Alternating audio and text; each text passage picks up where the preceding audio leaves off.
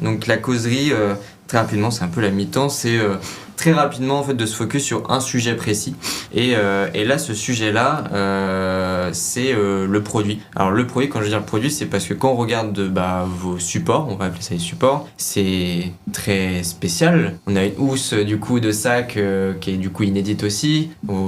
Aujourd'hui, elle est 2 kilos seulement, donc c'est tout un procédé pour arriver à ça, je pense. De l'autre côté, on a une tablette qui recueille les données, voilà, les stats d'un match, etc., qui va faire bouger un curseur automatiquement. Je pense qu'en tant que CTO, en plus, c'est intéressant, c'est que quel a été le processus de remise en question perpétuelle pour construire vraiment le bon support? Est-ce que directement vous avez pensé, vous, à Hypercute, à une housse, ou est-ce que vous êtes passé par d'autres supports avant et à Touch2C, et comment tu disais, la tablette, elle a forcément évolué, elle évolue tout le temps. Sûr. À quel point c'est difficile vraiment de construire le bon support, quoi, sur... Tu commences ? Je te laisse la main. Je commence, d'accord. Alors, nous, la solution à ça a été très simple. Ça a été, comme j'ai dit, de vraiment faire tester. La tablette qu'on utilise actuellement, c'est la tablette de 5e génération. On en a eu des belles avant. Donc, on a testé. Alors, on avait fait à un moment un système avec des espèces de petits picots, un petit peu comme du braille, qui remontaient et qui permettaient, en fait, avec le toucher, du coup, de voir le ballon qui était censé se remonter, représenté par des petits picots qui remontaient et avoir à l'image un peu du braille. Spoiler, ça n'a pas marché. Ça n'a pas marché, c'était affreux, il fallait coller des aimants, bref, c'était un cauchemar. Mais voilà, ça nous a permis de voir que cette solution-là n'était pas possible.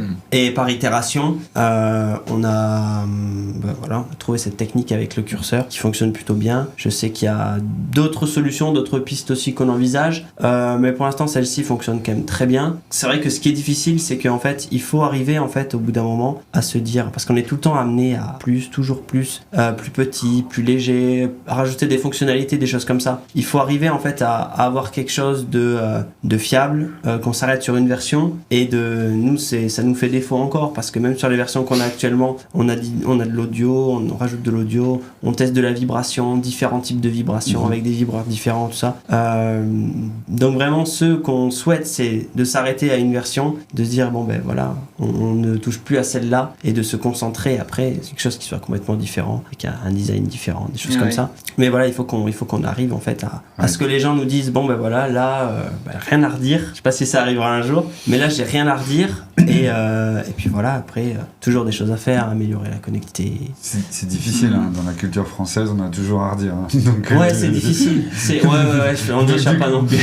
Donc du coup, j'ai envie de dire, je pense que c'est... On aura toujours du boulot, je crois. Il y aura toujours du boulot. Ouais. Maintenant, il y a un moment, effectivement, comme tu dis, c'est de trouver en fait juste où est-ce qu'on s'arrête. En fait. Exactement. C'est quoi réellement en fait, le point qu'on veut atteindre en fait. Absolument. Est-ce qu'on pousse la V5, enfin la version actuelle, encore et encore, ou alors est-ce qu'on se dit maintenant stop, on développe quelque chose de complètement nouveau, donc on la redesign complètement, et donc il faut arriver à pouvoir dire stop, à dire là on s'arrête maintenant, et puis on repart maintenant sur de nouvelles bases en refaisant quelque chose au lieu de bricoler, toujours plus bricoler. Oui, c'est un peu je vais prendre Apple. Moi je prends l'exemple d'Apple sur l'iPhone 3, quand on voit l'iPhone 3 et puis aujourd'hui on est un iPhone. Ouais, bien sûr. Je pense qu'il y a toujours en fait cette phase où à un moment il faut se dire ok, on est là, on a un produit qui tient la route. Absolument. Qui déjà par rapport aux besoins, on arrive à répondre à cette partie-là. Oui. On voit un petit peu comment ça se passe pendant 1 an, 1 an et demi, 2 ans, et on continue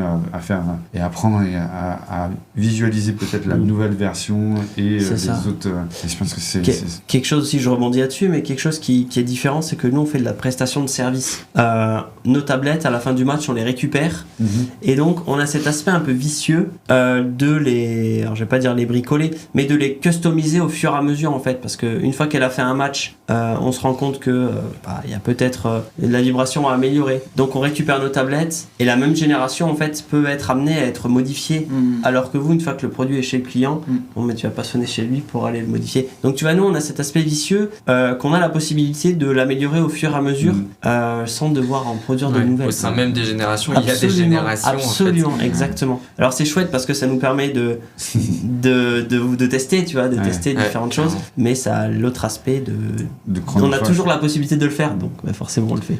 Ce qu'on disait avec Nicolas de Elda, c'est que derrière, il y a un moment, en fait, il faut avoir le focus et de se dire, ok, on a atteint l'objectif là, et on pose là-dessus et on le déploie, parce que derrière, on doit se focaliser aussi sur le développement et sur le déploiement. Je pense que derrière, c'est la phase dans laquelle vous êtes actuellement chez Hypercube. Et derrière, de se dire que dans 2 ans, dans 3 ans, on va sortir quelque chose d'autre. Absolument. Avec justement quelque chose de différent. Mais après, cet aspect-là, ça nous permet aussi, nous, de proposer, tu vois, le fait de faire tous les tests en amont, ça nous permet de savoir, par exemple, quel type de vibration sera le mieux.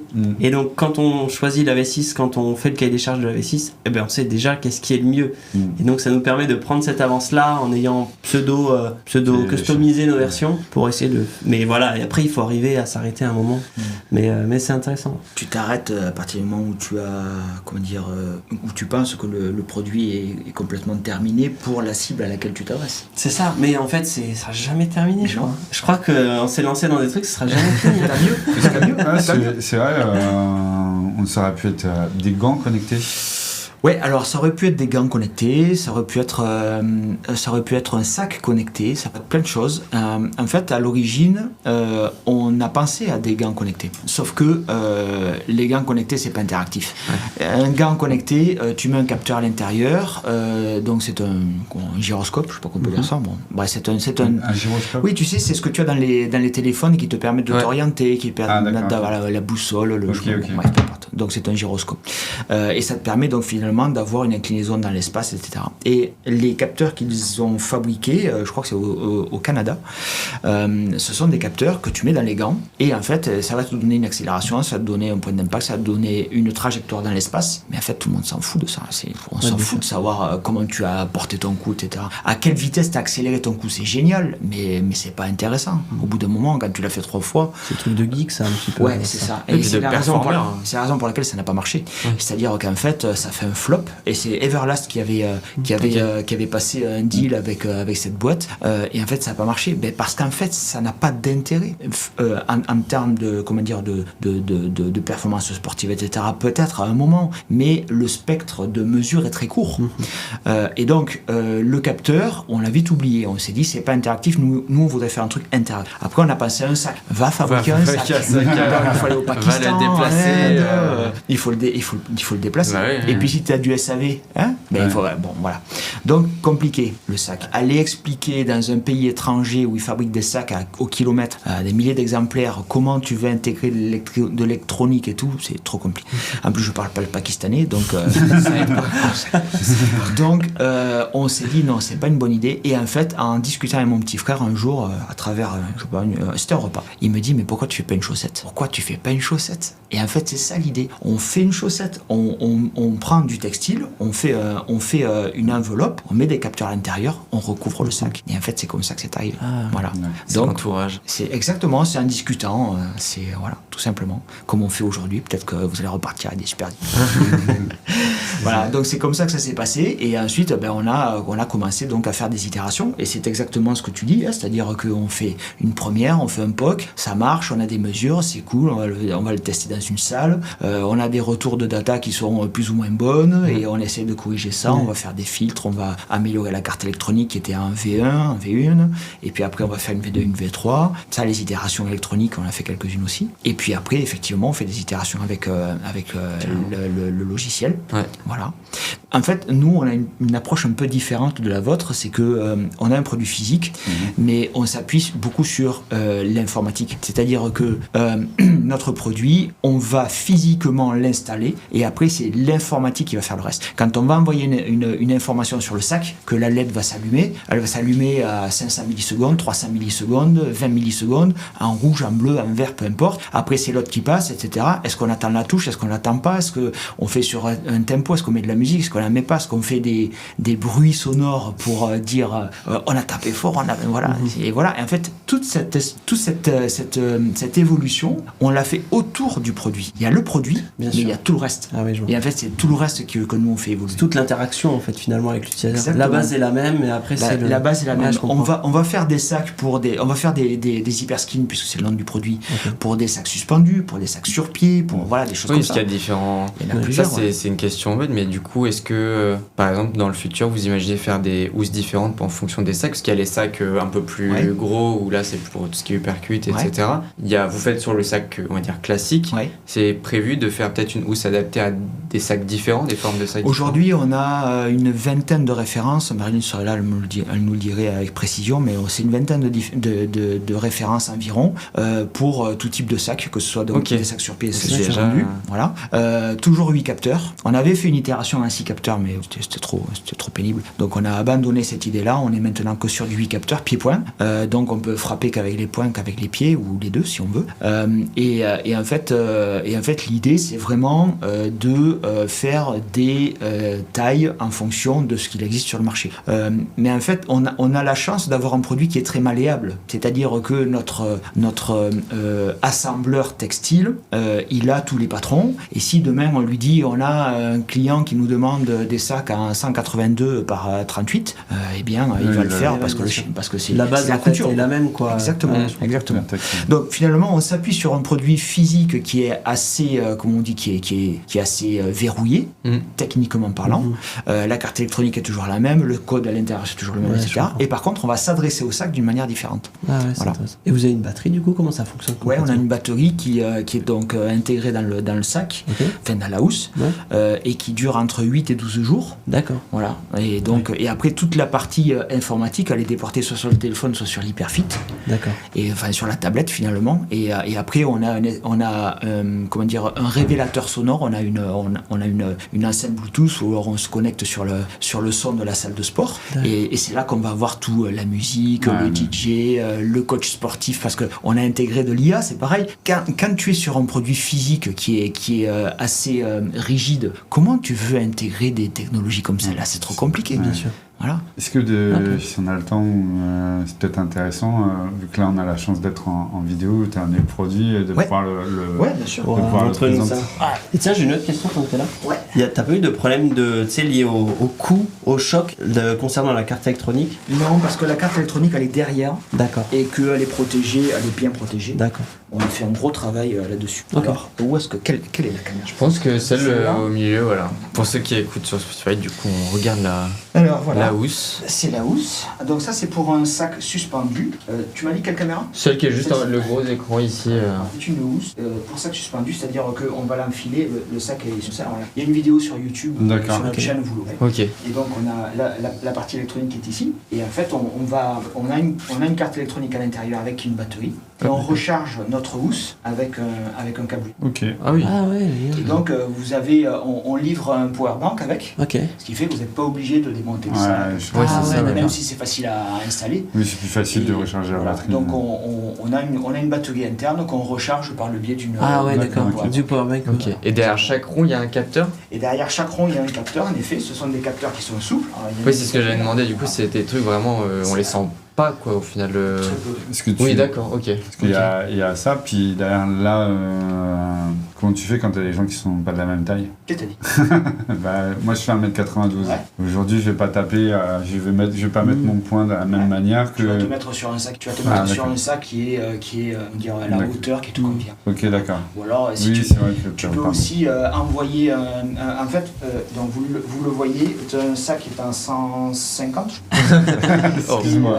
Et donc en fait, il y a des exercices qui sont faits pour les enfants. D'accord. Donc en fait, les exercices sont les LED qui s'allument sont uniquement sur la cible du bas. D'accord. Ouais. Donc si tu as un sac qui est très haut et que toi tu te retrouves plutôt en face des cibles du bas, je peux voir un peu. Bien sûr. Ça me fait penser un peu au piano. Des fois, t'as des qui permettent d'apprendre le piano avec des lumières, tu vois, sur les touches. Ça lui fait penser un peu. Ouais, c'est un peu ça. C'est une manière d'apprentissage. Voilà. Donc en fait, là aujourd'hui, on a un produit qui est sur lequel on peut frapper, on peut enregistrer la data et on peut refaire l'exercice. C'est-à-dire que on a fait frapper par exemple Jérôme Le Banner sur le sac, on a récupéré les datas. Donc il est solide. Le sac est solide. Le sac est solide. Et l'hyperskin aussi finalement. Et donc il a tapé dedans, on a récupéré les datas et on en a fait un exercice qui est sur son combo. Voilà. Donc en fait tu peux te comparer à Jérôme Le Banner. Ah ok, cool. Du coup tu peux t'amuser à faire ça sur d'autres... Ah bah oui. Avec, D'ailleurs s'il y a des champions qui veulent... c'est trop bien, ouais. Bah ouais. Ok, très bien. Voilà. Intéressant. Bon, écoutez, merci en tout cas pour cette deuxième partie avec cette fin de causerie. On va pouvoir passer du coup à la deuxième mi-temps. Voilà. On parle tellement que à la deuxième mi-temps. On est parti du coup pour cette deuxième mi-temps à la fin de notre épisode. Donc Baptiste me rejoint du coup pour cette partie un peu questions d'auditeurs, etc. Donc déjà ça va Baptiste ? Ça va très bien. Super. Et écoute, on va pouvoir poser en fait des questions d'auditeurs, voilà, quelques-unes très rapidement. Et moi j'en ai une, si je peux commencer, c'est un ami à moi qui, notamment pour Hypercute, qui fait de la MMA. Enfin, il a fait pas mal de MMA. Et du coup, je lui ai présenté le produit. Je lui ai dit, tu vois, qu'est-ce que t'en penses ? Est-ce que tu aurais des questions ? Et il avait une question particulièrement, je trouvais intéressante, c'est lui, il a fait plusieurs salles dans plusieurs villes. Ou des salles de boxe, mais purement MMA, des salles de fitness. Et il trouvait qu'il y avait quand même un côté souvent où c'est pas forcément à la pointe de la technologie, ce genre de salle. Absolument. On n'a pas forcément un attrait pour la technologie. Par la culture aussi, moi qui fais de la boxe, je vois très bien, c'est le noble art, donc il y a quelque chose de très carré. Est-ce que ça a été dur d'intégrer justement une nouvelle technologie dans les mœurs, la culture de la boxe, mais pas forcément que de la boxe ? Le sport de combat est un sport, ce sont des disciplines qui sont très conservatrices. Ouais. On prend la boxe thaï, par exemple. On est allé chez Jean-Charles Skarbowski. Ah ouais ? Oui, l'année dernière. Ouais. Il a vachement aimé, mais il va pas l'utiliser. Pourquoi ? Parce qu'il n'est pas de cette génération. On est allé une salle qui est... Alors là, si j'oublie son nom, il va me tuer. On est allé chez à la Snack Team à Paris. On est allé au Maccabi. On est allé au Levallois, on en parlait tout à l'heure. Et la salle de Christophe Thiouzo. Je ne me rappelle plus comment elle s'appelle, ça va me revenir, peu importe. Christophe Thiouzo, qui est un grand boxeur des années 80, mondialement connu, qui a été champion du monde, et qui a vu ce produit, qui n'a pas forcément adhéré. Mais par contre, ses coachs d'une génération inférieure, eux, ils ont beaucoup aimé. En fait, ça va dépendre de à qui on s'adresse, ça va dépendre de comment on va appréhender le produit, etc. Et donc le noble art, comme tu dis, le sport de combat général sont des sports qui sont très martiaux, militaires, tu sais. Donc c'est la raison pour laquelle on est dans un environnement assez conservateur. Néanmoins, on a la chance d'avoir aujourd'hui des disciplines comme le fitboxing, qui en fait mélange le sport de combat avec le fitness. Alors, c'est pas de la boxe, voilà, c'est mais le mouvement, c'est le mouvement, exactement, c'est la sensation, c'est etc. Après, si on va aller plus loin, on peut toujours aller plus loin, on peut toujours traverser, aller dans une salle de boxe et puis se perfectionner, c'est pas un problème. Quand on fait du MMA par exemple, c'est ce que tu disais, on va plutôt s'adresser à des strikers, on va plutôt s'adresser à une partie de la discipline. Ouais, c'est ça. Parce que quand on est au sol, voilà, on est d'accord. Je suis pas spécialiste de la discipline, mais néanmoins, je sais que de par son nom, le MMA fait référence à plusieurs disciplines. Et donc, il y a effectivement la boxe pied-point. Donc, on répond à cette partie de l'entraînement du MMA. Mais c'est vrai qu'on a du mal à faire rentrer la technologie dans la salle de sport. On connaît une marque de bandes muscu qui sont 100% digitaux quasiment, qui s'appelle eGym. Je ne sais pas si on peut citer. Tu connais Jim. On a fait connaissance avec le directeur Europe qui est très sympa et qui nous a un petit peu expliqué quelle était la démarche technologique pour moderniser les bandes muscu. Eh bien, quand on est allé au FIBO l'année dernière, donc le plus grand salon de fitness du monde, ou en tout cas d'Europe, il y avait donc les grands colosses de la musculation qui dénigraient le produit, et il leur a fait essayer et ils étaient bluffés parce qu'ils se sont rendus compte qu'en fait c'est pas parce qu'il y avait un écran que c'était moins bien. Et là, de la même manière, en fait, ce qu'on essaye de faire nous à notre niveau, c'est on va apporter un espace, une dimension ludique à une discipline très sérieuse, mais c'est pas parce qu'on apporte du ludique que ça n'est pas sérieux. Ouais, complètement. Ok. J'ai une question pour Touch aussi. On a parlé un peu de football, de rugby, on a parlé un peu du coup tout à l'heure en off, du fait que vous alliez sûrement partir sur le marché des États-Unis. Sur quel sport en fait est déclinable votre technologie à l'heure actuelle, et sur quel sport ça pourrait être Ok, super intéressant. À savoir qu'en fait la tablette a été conçue pour être finalement juste une plateforme sur laquelle on va venir mettre des terrains de jeu. J'en ai pas là pour vous montrer malheureusement, mais les terrains de jeu en fait peuvent être changés super facilement et la base en fait va rester la même. Il y a quelques critères pour qu'on puisse considérer la tablette comme étant adaptée, notamment c'est principalement lié à la vitesse de déplacement.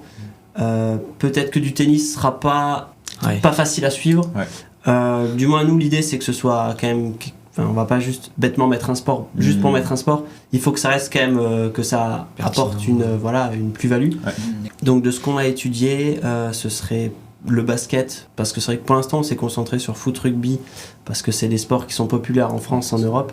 Mais là, au vu de l'intérêt de la solution, on regarde le basket, on regarde le hockey également, qui sont des sports qui sont quand même très populaires là-bas, et l'idée c'est vraiment de, quitte à aller aux US, taper fort et prendre vraiment les sports qui sont les plus populaires et qui suscitent le plus d'intérêt en fait. Parce que ça c'est souvent un sujet, la digitalisation des clubs de sport, des fédérations de sport, il y a un gros retard en France.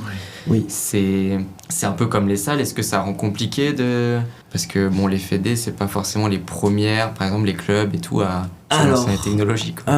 Technologiquement, vous pourrez être surpris, il y a quand même des choses qui sont faites. Alors nous, ce qu'on utilise concrètement, c'est de la donnée sportive, position des joueurs et du ballon toutes les 300 millisecondes environ. Donc ils installent des caméras, c'est très rapide. Ils installent des caméras dans les stades. Il y a plusieurs fournisseurs différents, ils ont chacun leur méthode, mais grosso modo, ils installent des caméras dans le stade, pour le foot du moins, et ils traquent comme ça la position des joueurs du ballon. Ces données-là, à l'heure actuelle, elles sont utilisées principalement pour les coachs, pour les paris, donc pour voir en fait après match les différentes stratégies des équipes.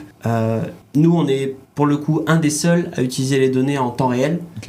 Donc il y a des choses qui existent, elles n'ont pas forcément trouvé encore un réel intérêt. Nous on essaye justement de par notre solution de les utiliser et de les rendre utiles. Mais il y a des choses quand même qui existent pour ces sports-là. On a la même chose nous avec les fédés de boxe et de savate boxe française. Avec la fédé de boxe, on a fait donc les JO grâce à eux. C'est eux qui ont porté notre produit, et c'est parce qu'ils ont vu une nouvelle technologie au service de la discipline. On disait tout à l'heure que c'était une discipline très conservatrice, mais il n'empêche qu'ils ont quand même l'ouverture d'esprit. Et donc, c'est la raison pour laquelle ils nous ont proposé de venir au JO, c'est parce que justement, il fallait aussi montrer ce que savaient faire les Français en termes d'innovation. Donc ça, c'est le premier point. Et deuxième point, la savate, qui nous a, avec laquelle on est aussi partenaire, qui nous a demandé de digitaliser des combos de champions du monde pour les transposer, les transcrire en exercice. Voilà.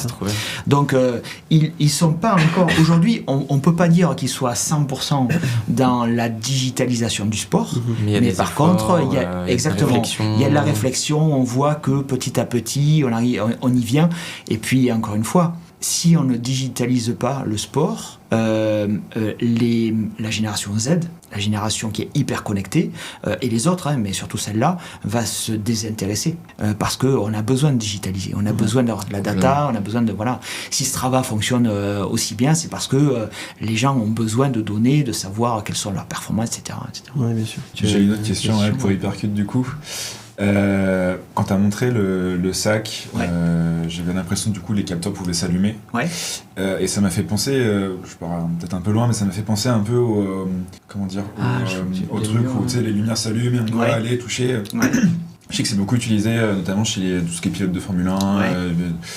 sport automobile pour les réflexes. Est-ce que vous avez peut-être comme idée de donner, enfin pas donner ça, mais proposer ce sac à ces sports-là, type automobile, qui pourraient entrer dans la préparation? Je lance un appel. Un appel à la maison Ferrari ou. Et Lewis Hamilton, peut-être. Mais oui, pourquoi pas. Non, mais au-delà de ça, oui, tu as raison. On peut jouer ce rôle-là et on peut le jouer d'une manière un petit peu différente. C'est-à-dire que lorsqu'on s'adresse à des gens qui ne maîtrisent pas correctement leurs gestes, si ils vont faire trop fort, ils vont se faire mal. Et donc le mur de lumière, il est bien. Les blaze pods, etc. Tout le monde connaît ce genre de produit. C'est parfait, sauf que quand tu tapes dedans et si tu tapes trop fort, tu te fais mal. Là, l'idée, c'est vraiment de pouvoir, même si je ne maîtrise pas mon geste, je vais quand même pouvoir faire l'exercice jusqu'au bout. Ça ne veut pas dire qu'il ne faut pas rentrer dans la maîtrise, mais ça veut dire que on se fait moins mal. Voilà. Mais sinon, après, effectivement, c'est la même chose. Et on peut même imaginer le faire pour les mains, pour les déplacements, mais pour les pieds, et voilà, parce que malgré tout, on fait bouger tout le corps quand on, quand on conduit une voiture, enfin, je pense. J'ai pas vu les pédales. Je pense qu'il y en a. Voilà. Ok. Super, bon bah écoutez, merci beaucoup. On pourra passer à la dernière rubrique qui est la conférence de presse, ou simplement en fait vous remercier d'avoir participé à cet épisode, d'avoir partagé les projets d'Hypercuit Touch2See. Comme on l'a dit, c'est des projets vraiment qui répondent à des besoins de société au final, vraiment de faire bouger, de rendre le sport plus accessible aussi. Ce qu'on essaie de mettre en avant avec Effort Maximum, quoi, tous les projets qui participent à ça. Donc merci beaucoup en tout cas. Et peut-être un dernier mot, c'est qu'est-ce qu'on pourrait vous souhaiter à chacun dans les années à venir pour vos différents projets. Je te laisse la main sur celle-là. Qu'est-ce qu'on peut me souhaiter? Plein de déploiements. Ouais. Beaucoup de déploiements. Beaucoup de déploiements. Beaucoup d'émotions. Beaucoup d'émotions. Beaucoup d'émotions, Ouais. c'est vraiment important. Je pense que l'émotion, c'est un vrai moteur. C'est ce qui... ça pousse à avancer, à continuer. Ouais. Beaucoup d'émotions, ouais. Voilà. C'est déjà le principal. Ça nous occupe déjà beaucoup. Ok, bon écoutez, merci beaucoup. Merci à vous. Et puis très content de vous avoir retrouvé pour cet épisode. Et n'hésitez pas à faire vos retours et à bientôt pour un prochain épisode. Salut à tous.